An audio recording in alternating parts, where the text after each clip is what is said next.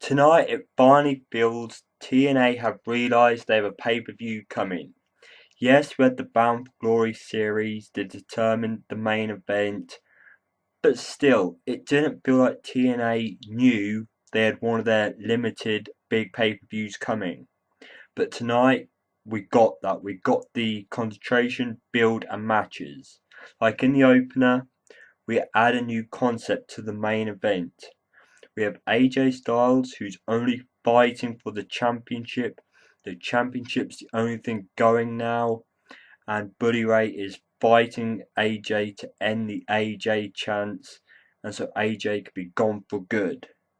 So it's good that they're putting AJ and Buddy in the ring. It's given their moment, their reason to fight, and I liked it. Backstage, Dixie Carter gets AJ escorted from the arena because there's still that feud going on between Dixie and AJ. But from what it seems like, Buddy Ray and AJ's had their moment in the ring. Dixie's had the last laugh until Bound for Glory with AJ. Or has she? We had Jeff Hardy and Manic defeating Kenny King and Chris Sabin. Okay match, good result, nice finish. But Kenny King's the one who got Swanton and finished. Well, I guess it makes sense because Austin Aries' announcement and Jeff Hardy's minus Kenny King. Kenny King is not going to be going to Bound for Glory to be a part of this Ultimate X match that Jeff Hardy announces. Okay, I thought maybe we could have had a 5-man match or maybe a sixth one, just so it rounds up all the wrestlers that were involved in this recent build up.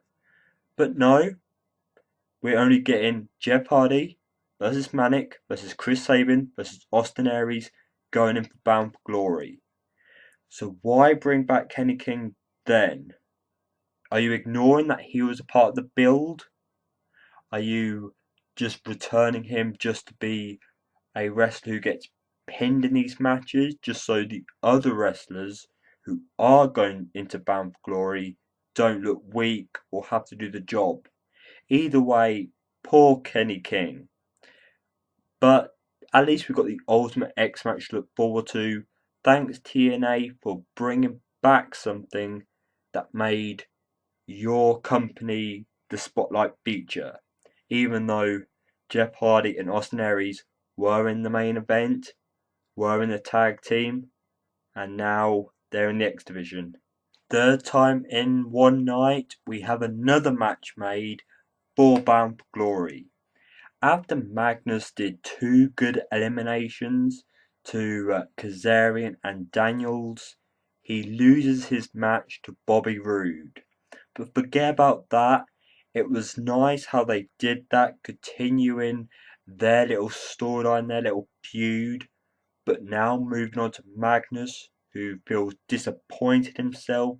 He believes he cannot get the job done. So he's complaining. He wants his chance. He wants his moment. Who's going to give it to him? Who's going to give it to him? Who's going to give it to him? And that's where, just like the Ace Nage, you saw them crumbling, facing each other, fighting each other. We have Sting. Sting, the guy who is there to be making new stars, facing the wrestlers they want to put over.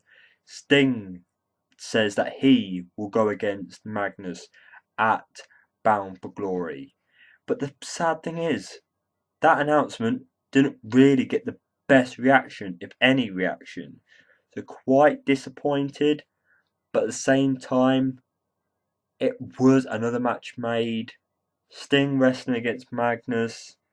I'm going to give it some praise because even though the way Sting's been going, Sting could beat Magnus, and then what is that doing for Magnus? But I expect Sting to try and put 100% into this match, and Magnus, from his recent performances, I expect the same. But moving on to an entertaining backstage segment, guys, there's going to be another Hall of Fame. We have Bobby Roode going into the Ego Hall of Fame.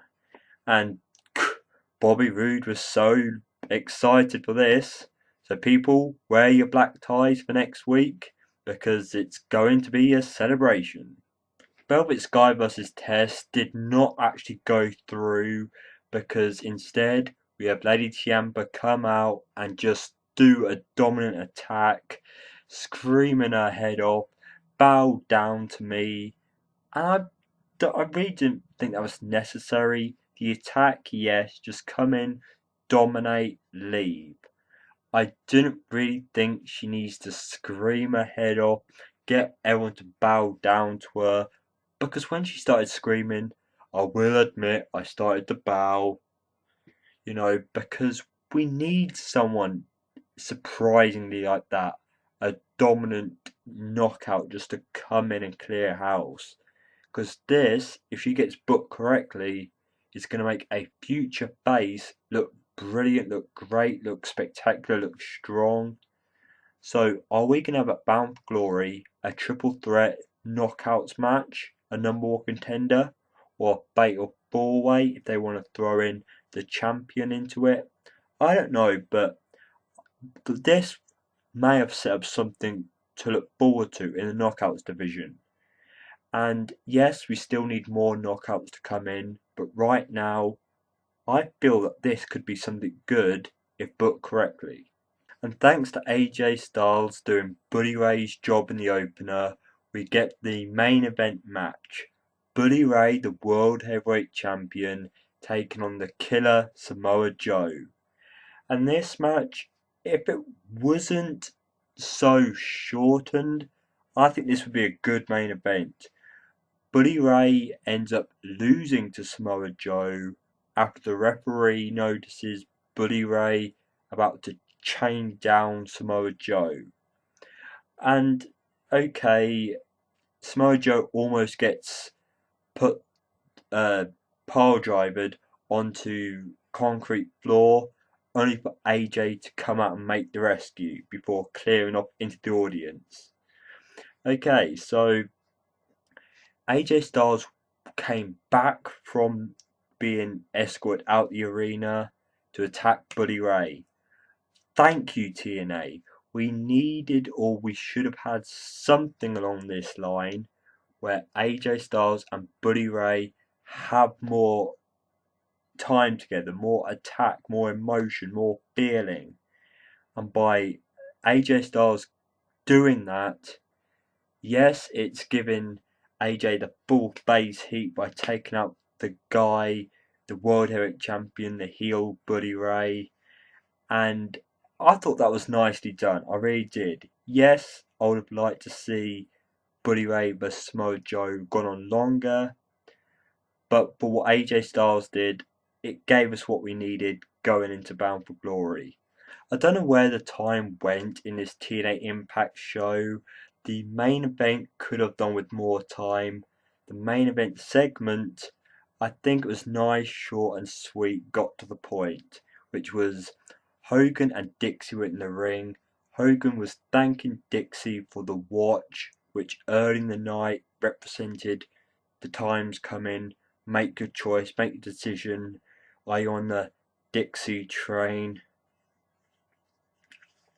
Or are you without us?